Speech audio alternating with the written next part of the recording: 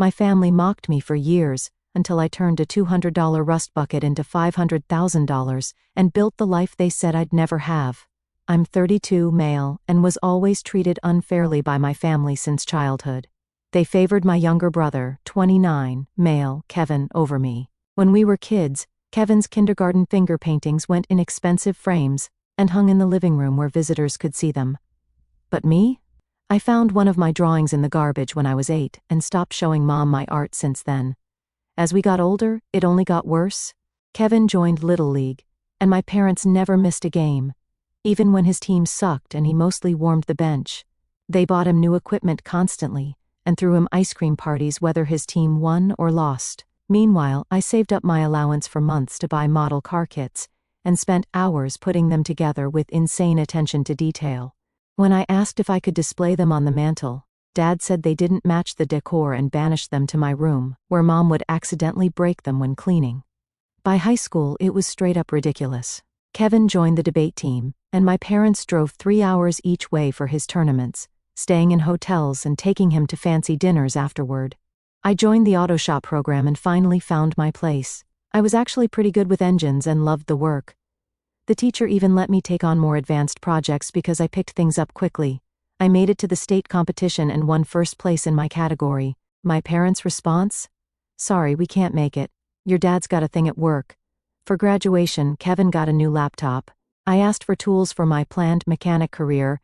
Dad got me a cheap set from Harbor Freight that broke within a month and told me to get a real job instead of playing with cars, because apparently fixing things people rely on every day isn't real work. Now, as adults, it's just more of the same and worse. My parents have Kevin's corporate achievements printed and framed on the wall in the hallway, his first promotion letter, his MBA diploma, a photo of him with the CEO. Meanwhile, my high school diploma, trade school certification, and ASE master mechanic license got nothing but resentment. They hated the fact I was a mechanic. At this point, it's almost impressive how consistent they've been at making me feel like garbage for loving something that actually makes me happy. When I moved out, my place was anything but a house. For a while I was living in a trailer that shook whenever trucks drove by too fast, with a heater that was either freezing or burning hot, a bedroom the size of a closet, and a kitchen wherever I put down my takeout bag. But at least nobody was there telling me what a disappointment I was 24/7. I was good, saving money for new tools, and used to visit my family occasionally. Let me tell you, every damn family gathering was the same. Kevin would roll up in his decent suit, talking about his latest promotion at his corporate job. Dude barely did any real work, just endless meetings and PowerPoints, but was pulling decent money. He had a pretty wife, a Tesla he was probably making payments on forever, and a regular condo that my parents acted like was freaking Buckingham Palace. Nothing crazy special, but way better than my situation. Meanwhile, I'd show up with grease under my nails after a 12-hour shift at my garage, and my mom would literally sigh when she saw me, as if my life choices were physically painful for her to witness. Dad was always asking when I was going to get a real job, at least twice per family dinner. Then he'd launch into some story about how Kevin just got another bonus or whatever. My aunts and uncles would smile at me with that fake pity that really meant, "Thank God our kids didn't turn out like you." The final straw came last Thanksgiving. Kevin had just gotten some promotion, and my parents brought out an actual cake to celebrate. A freaking cake at Thanksgiving. Meanwhile, I mentioned I'd finally paid off my toolbox, and my dad actually laughed, straight up laughed, and said, "Well, I guess we should be thankful Jensen didn't go bankrupt this year." Everyone laughed with him like it was the funniest joke they'd ever heard. Then my mom started with her usual, "When are you going to get a real career" routine? Before I could even answer, Kevin jumped in with, "Maybe Jensen could work for me. We need someone to clean the office parking lot." The whole table erupted in laughter, even my cousin's kids were giggling. I was sitting there, getting humiliated by my own family. It felt like they all shared this interest in making me look and feel like crap. But it was what happened next that broke me.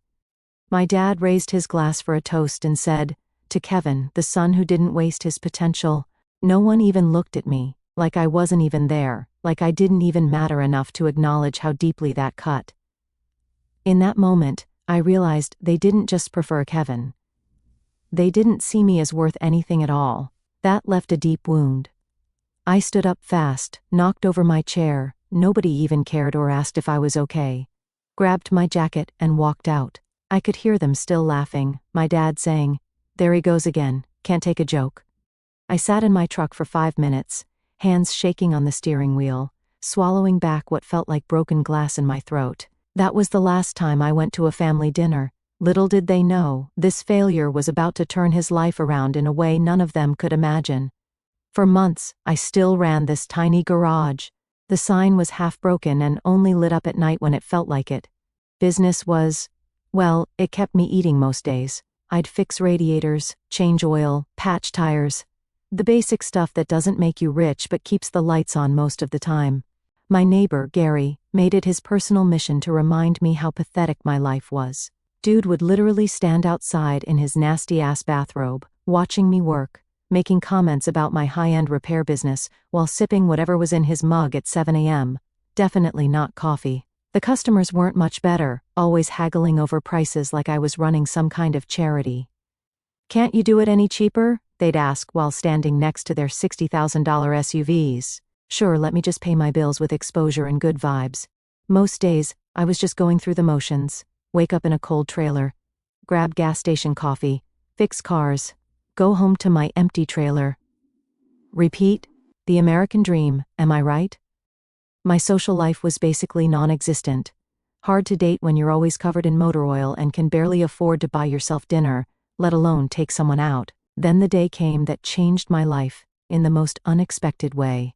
One morning, after dealing with a particularly annoying customer, Guy wanted me to basically rebuild his transmission for the price of an oil change. My phone rang. Unknown number. It was old Joe Garrison. I hadn't heard from him in years. He used to let me help out on his farm when I was a kid, one of the few adults who didn't treat me like I was one step above scum. Joe was this classic, old-school farmer type, the kind of guy who could fix anything with duct tape, baling wire, and pure stubbornness. His barn was always full of half-finished projects from, like, the Reagan era. Joe said he had some heap of metal sitting in his barn for decades and wondered if I wanted it before he sent it to the scrapyard. Something in his voice made me curious, and honestly, I needed a break from staring at the pile of overdue bills on my counter that were organizing themselves into pay me or else formations. Driving out to Joe's place was like a time machine. Same old faded billboards advertising motels with color TV like that. Was still impressive. Same potholed roads that the county promised to fix every election year and mysteriously forgot about the day after. Joe hadn't changed either. Same overalls, same cigarette permanently attached to his lip like it was growing there. His barn looked one strong wind away from total collapse. When I went inside, my eyes fell on something in the dark. Joe wasn't big on fancy things like adequate lighting. Holy crap. Under decades of dust and grime was a 1967 Shelby GT 500 ACR. My jaw dropped. My heart literally skipped. For you non-car guys, finding this in a barn is like finding an original Picasso at a yard sale priced at $5. I tried to act cool while checking the VIN to make sure it was legit, but I was so stunned I dropped my phone twice. I asked Joe what he wanted for it, trying to sound casual like, "Oh yeah, just another day finding legendary muscle cars in barns." When he said $200, the same price the scrapyard offered for the weight, I thought I was having a stroke. This car, even as a rust bucket, was worth way more than everything I owned combined, like, not even close. I mean, what the heck? That was the one chance that would never repeat. Without thinking, I paid him before he could change his mind or someone could burst in and yell, "Just kidding." I tried to act like this was just a normal Tuesday transaction, and not me basically winning the lottery. Joe didn't even seem to care, just pocketed the money and asked if I needed help loading it. The man had no idea what he just let go of. Towing that car back to my place was when the circus started. The second I pulled into my driveway with this dusty Shelby, my neighbor Gary started cackling like a hyena choking on a chicken bone. Called over other neighbors to come see what Jensen dragged home this time. They all stood there, pointing and laughing like I just brought home literal garbage. One of the teenagers actually called out, "Hey man, you building a parade float? Real comedian, kid, future in stand-up for sure." Later that day, my phone went nuts. Kevin called first, of course. Wanted to know if Dad was serious about me buying some junk car. I told him it wasn't just any car. It was a Shelby GT 500. His response? "Oh great, so you spent money you don't have on a rusted-out piece of history nobody cares about." Then he launched into this whole lecture about how I should be investing in my future instead of playing with garbage. Rich, coming from a guy who went into debt for a Tesla just to look cool in the company parking lot. My parents called next. Dad wanted to know if I'd finally lost it, and Mom just kept sighing into the phone like I'd personally ruined her retirement plans. I hung up mid-lecture, looking at that dusty Shelby sitting in my driveway. I decided I was going to restore this car if it killed me, then rub it in all their smug faces. But reality hit pretty quick. I had exactly $112 to my name. That was it, just enough to keep the lights on, buy groceries, and maybe start on the car. A full restoration takes serious cash. Parts for these classics aren't exactly on the clearance rack at Walmart. The smart thing would have been to sell it right then, make a quick profit from a collector, and move on with my life. But I've never been accused of doing the smart thing. That's not my brand. This wasn't just a car. This was my shot, maybe my only shot, at proving I wasn't the family failure they all thought I was. I was all in, consequences be damned. The next few months of my life were basically work, car, sleep, sometimes repeat. I'd work my regular job all day fixing other people's beaters, grab whatever cheap food was on sale at the gas station, then work on the Shelby until 2 or 3 a.m. First order of business was seeing what I was working with. It was worse than I thought. The more dirt I cleaned off, the more problems I found. Rust had eaten through parts of the floor pan. The upholstery looked like several generations of mice had called it home, and the wiring was a nightmare. A previous owner had done some creative modifications that would have made an electrician cry. Finding parts was a total nightmare. Online sellers wanted insane money for absolute crap. Some dude in Texas wanted $1,200 for a steering column that looked like it had been used as a boat anchor for the past decade. The setbacks just kept coming, like they were on a damn schedule. First, I found a whole mouse family living in my engine bay. They chewed through wires, built nests everywhere, and basically turned the car into their personal condo complex. One of them actually poked his head out while I was inspecting the damage. He had the audacity to look like he was charging me rent. Then my first attempt at painting was a total disaster. I'd watched like 50 YouTube tutorials thinking, how hard can this be? Turns out, very freaking hard. The paint came out all uneven and somehow highlighted every flaw instead of covering them. Had to sand it all down and start over, wasting time and money I didn't have. Speaking of money, it was disappearing fast. I'd burned through most of my savings, and the car still needed tons of work, parts, tools, materials. It all adds up quick. So I did the only thing I could, I bet everything. Walked into a bank and took out a $50,000 loan, secured by my trailer and garage. If the restoration failed, I'd be completely homeless. Working nights on the Shelby became my new normal. My hands were constantly covered in cuts and grease that no amount of scrubbing could remove. My back felt like hell. I was surviving on energy drinks and whatever food could be eaten with one hand, while the other held a wrench. One night, while digging through the glove box, I found something interesting, an old pack of Marlboros with a yellowed note tucked inside. It said, "Take care of her. She's got more heart than most people I know." Reading that note, sitting there covered in grease and exhaustion, I realized someone had actually loved this machine, and now it was my job to bring it back. Progress was painfully slow, though. Every time I fixed one thing, I'd discover 3 more problems hiding behind it. It was like playing mechanical whack-a-mole. The engine needed a complete rebuild, the transmission was shot, the suspension was basically being held together by rust and prayers. But slowly, very slowly, the car started coming back to life. The frame was solid again. The engine block was cleaned and ready for rebuilding. The interior was stripped and prepped for new upholstery. It was still a long way from done, but for the first time, I could see the light at the end of the tunnel, and man, that light looked a lot like a middle finger pointed straight at everyone who'd laughed at me. Especially my family. Every night was the same routine until one afternoon, while I was under the car wrestling with a bolt that must have been installed by Satan himself. I heard someone clear their throat, smacked my head coming out, smooth move I know, and found this woman with a camera standing there. Her name was Sloane, 28, female, and she said she was a photographer working on a project about American craftsmanship. She'd spotted the Shelby from the road and wanted to take some pictures. I was about to tell her to get lost, not in the mood for more people laughing at my junk car. But something stopped me.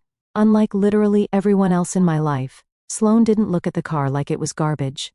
She walked around it, nodding, asking smart questions about the restoration. She actually knew her stuff too. Identified it as a '67 Shelby without seeing any badges. Asked about the original specs. What parts? I was keeping original versus updating. Not the basic car pretty vroom vroom questions that most people ask when they're pretending to be interested. When she asked if she could write about my project for her blog, I figured, why not? At least someone might get something out of my suffering. Plus, not going to lie, having an attractive woman actually interested in my project was a nice change from my neighbors pointing and laughing. Sloane started coming by regularly. She'd take photos while I worked, documenting the transformation. What really surprised me was how she'd jump in to help. Researching parts online, connecting me with collectors, even getting her hands dirty when needed. She didn't seem to mind the grease or the long hours. It was weird, honestly. I wasn't used to anyone actually believing in one of my projects. About a month later, her blog post about my restoration project blew up. The comment section exploded with other car nuts offering advice, parts, and encouragement. Some dude in Montana actually mailed me an original Shelby emblem for free. Said it had been sitting in his garage for years and belonged on a car being properly restored. Suddenly, my inbox was flooded with messages from strangers offering parts, tips, even wanting to come see the car in person. It was surreal. Some guy with a YouTube channel about classic cars wanted to do a feature. Then a local news station called. Then a car magazine wanted to do a spread. Overnight, I went from that loser working on a junker to that dedicated craftsman saving American automotive history. Funny how perception changes, huh? And guess who suddenly remembered I existed? Yup, my family. Mom called, acting concerned about all the attention, and whether it was distracting me from finding stable employment. Translation, you're still a loser, but now people are noticing you, which reflects on us. Kevin showed up at my garage, uninvited, in his Tesla. He walked around the Shelby with this look like he was smelling something bad, pretending to be impressed while pointing out every flaw he could find. You know, he said, thinking he's being helpful, you should sell it now while people actually care. Strike while the iron's hot. When I told him I wasn't selling, he switched tactics. Well, if you're serious about this, you should let me handle the business side.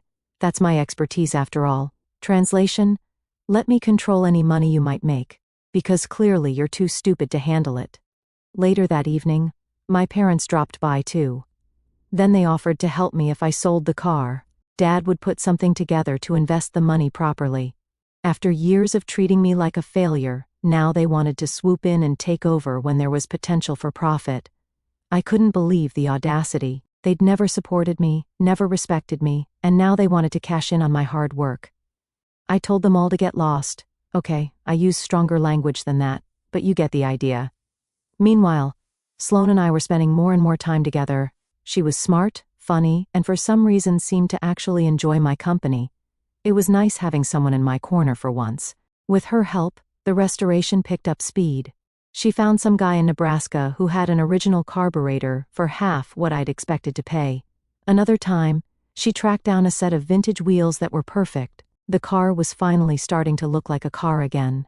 After countless all-nighters, thousands of dollars, and enough frustration to fill the Grand Canyon, the Shelby was finally finished. Let me tell you, the transformation was insane. Sorry for the caps, but I get excited even writing about it. What had once been a rust bucket was now a gleaming blue and white masterpiece that looked like it had just rolled off the assembly line in 1967. I stood in my garage, just staring at it for a solid hour after I finished the final touches. God, the beauty of that baby made my heart melt. Every chrome piece shined, the interior smelled like fresh leather, and the paint job was flawless. Second attempt was the charm. It didn't even look like the same car anymore. But the real moment of truth was turning the key. I'd completely rebuilt the engine, and despite triple-checking everything, there's always that moment of, did I mess something up? When you start it for the first time, I slid into the driver's seat, took a deep breath, and turned the key. That V8 roared to life like a beast. No coughing, no sputtering, just raw American muscle announcing its return to the world. The sound vibrated through my entire body, and I'm not ashamed to admit I got emotional. After all those months of blood, sweat, and maxed-out credit cards, Hearing that engine purr made me forget all the suffering. Sloane was there, catching it all on camera, looking as pumped as I was. "Holy crap, Jensen," she said. "You actually did it." The fact that she sounded surprised tells you how bad things looked when I started. When she asked what I planned to do next, I told her about Mecum Auctions in Chicago. If you're not familiar, it's basically the Super Bowl for classic car sales. The best of the best end up there, and serious collectors come ready to drop serious cash. It was time to see if all this work would actually pay off, or if I just created the world's most expensive hobby. Walking into that auction was intimidating as hell. $1 million cars everywhere, rich collectors in expensive suits, and me in my nicest pair of jeans and a button-up I'd bought specifically for this day. I felt like I was crashing a party I shouldn't be at. But when they rolled my Shelby onto the stage, the room changed. People were actually impressed with my work, my car, the piece of junk everyone had laughed at. The bidding started at $200,000. I nearly passed out when they announced the starting bid. My hands were shaking as the numbers kept climbing.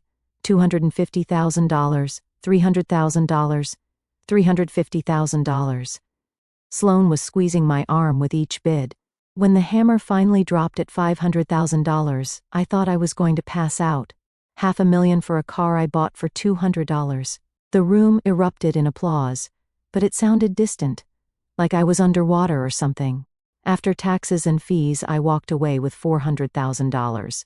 More money than I'd ever imagined having, more than I'd make in 10 years at my garage. Life-changing money. While I drove back home, I kept checking my phone to make sure the bank transfer was real, that I hadn't hallucinated the whole thing. Sloane and I stopped at some bar in Chicago to celebrate. For once, I wasn't worried about the bill or calculating how many oil changes I'd need to do to afford it. As soon as the money hit my account, my phone blew up. Not with congratulations, nope, it was my family. Mom called first, suddenly talking about how they'd always believed in me and how they'd sacrificed so much raising me. She actually suggested I should give back to the family now that I had been blessed. Her exact words: "Your father and I put everything into raising you. We sacrificed so much. And now that you have this blessing, don't you think it's time to give back?" I nearly choked on my soda. Give back? Where were they when I was working until my hands bled? Where was this family support when I needed a loan for the restoration? Really, and after all the disrespect and humiliation, they still got the nerve? LOL. But wait, it didn't stop there. Kevin was even worse. Suddenly, I was his bro, and he had all these investment opportunities that needed capital. He kept saying crap like, "I can help you grow your money." Funny how he never offered to help when I was struggling. He actually said, "Look man, I've been thinking. You did good with the car, but if you really want to grow your money, you should invest in something solid. I've got a business idea." I hung up before he could finish his sentence. Then came the parade of relatives I barely knew. Aunts, uncles, cousins. People who'd ignored me for years were suddenly texting about catching up. One cousin straight up asked for a loan to start a business. Uncle Rick called about some can't-miss real estate opportunity that just needed a small investment. Even my mom's weird cousin, who I'd met maybe twice, reached out asking if I could help with his kid's college fund. Funny how you get all the attention once they smell you have money. Sloane watched me scrolling through these messages with this disgusted look on her face. When she asked if I was going to give them money, I said, "Of course not, lol. Have you lost your mind? Those jerks can go screw themselves." I laughed. For the first time in my life, I wasn't looking back at what my family thought. I wasn't desperate for their approval. I wasn't the family screw-up anymore, and that felt even better than the money. With $400,000 in the bank, I had options. I could have bought a nice house, invested in stocks, or just chilled for a few years. Hell, I could have blown it all on stupid crap and still been ahead of where I started. But Sloane and I had bigger ideas. Over burgers one night, we mapped out our plan. Sloane suggested focusing on classic restorations, high-end stuff like what I did with the Shelby, but as an actual business. The next day, we checked out this massive garage space just outside town. It had room for at least 10 cars, multiple lifts, and an actual office. By the end of the day, I'd signed a lease, and Crow's Muscle Works was officially born. I hired mechanics who knew their stuff and set up the shop exactly how I wanted.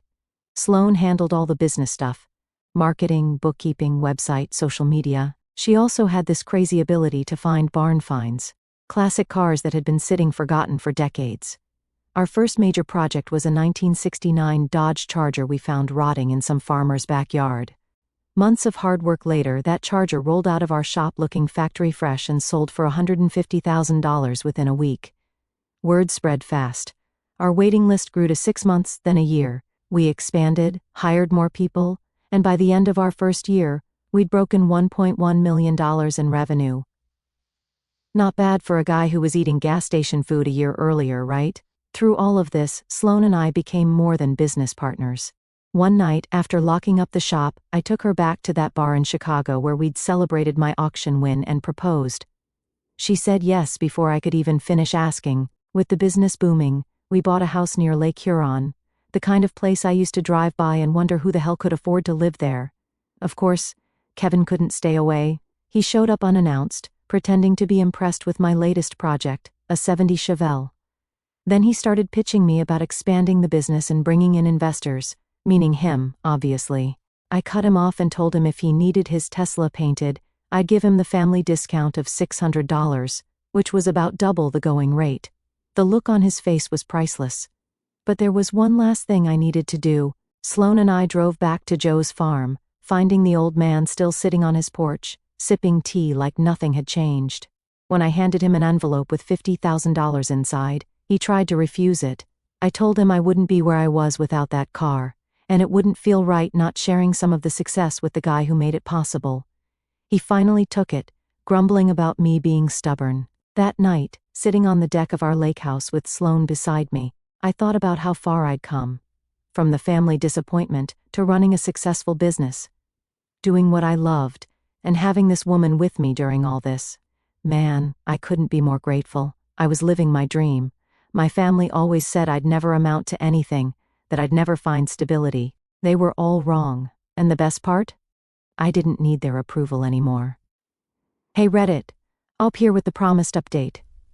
It's been 2 years since my last post about the Shelby restoration and starting my business. A lot of you asked for updates, so here goes. First off, thanks for all the support on my original post.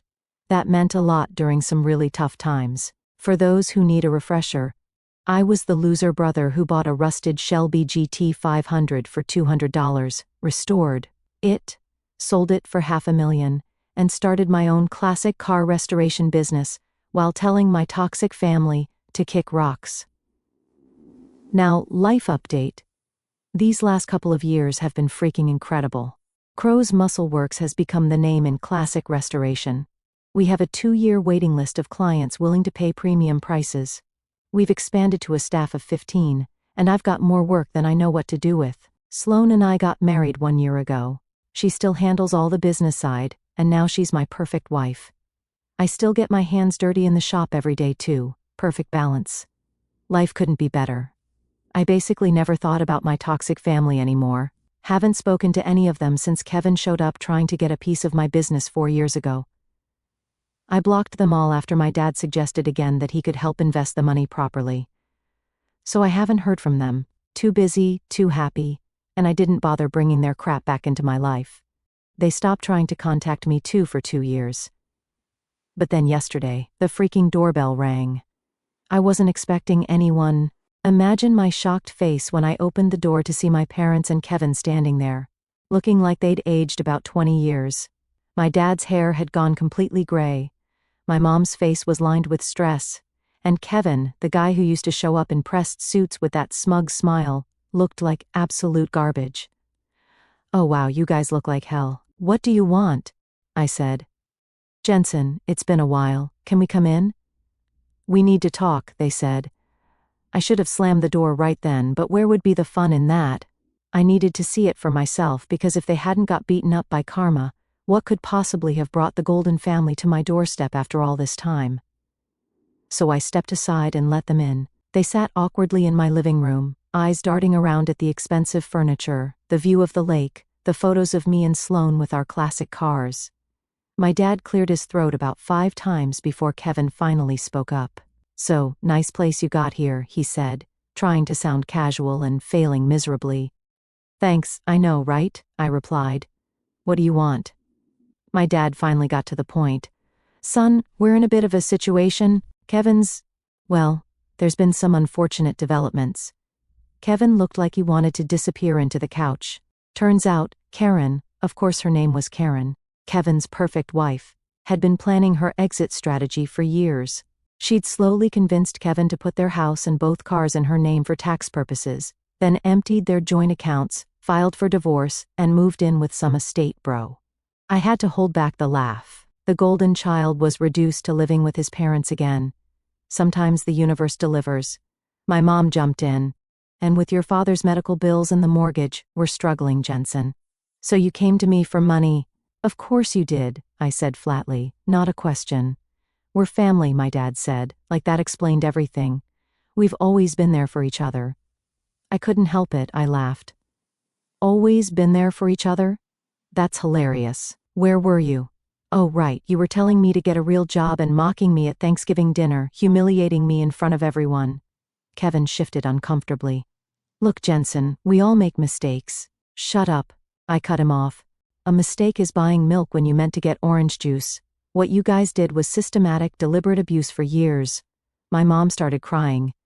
We were just trying to motivate you, by telling me I was worthless, by toasting to your only son who didn't waste his potential. That's not motivation. I was tossed aside, told I was nothing. My dad tried again. Son, we're proud of what you've accomplished. We really are, and we know we don't deserve your help. You're right, you don't. The silence that followed was deafening. I could practically hear them thinking about how they'd miscalculated this whole situation. Really, Jensen? Kevin finally said, a hint of the old entitlement creeping back in. You're just going to let your family lose their house? I stood up. Funny how I'm suddenly family now that you need something from me. But yeah, that's exactly what I'm going to do. My dad stood up, face red. You ungrateful little... Dad, Kevin warned, pulling him back. We need him. I laughed again as I showed them to the door. My mom tried one last guilt trip. Don't you want to reconnect with your family? Life is short, Jensen.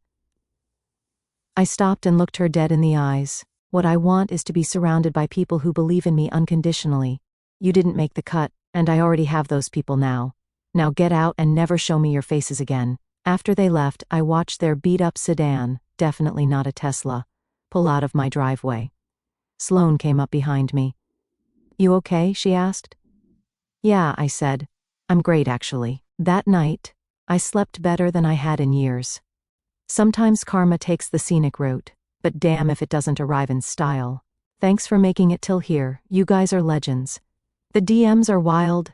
To the guy asking if I'd adopt him because his family sucks too, I'm flattered, but no. To the dude suggesting I should have offered to help but with humiliating conditions attached, that's some next-level petty revenge I didn't even consider. But thanks for the mindful suggestion, LOL. Stay tuned, Redditors, because I'm giving you a wild update soon. LMAO, you won't believe. Karma has a sense of humor,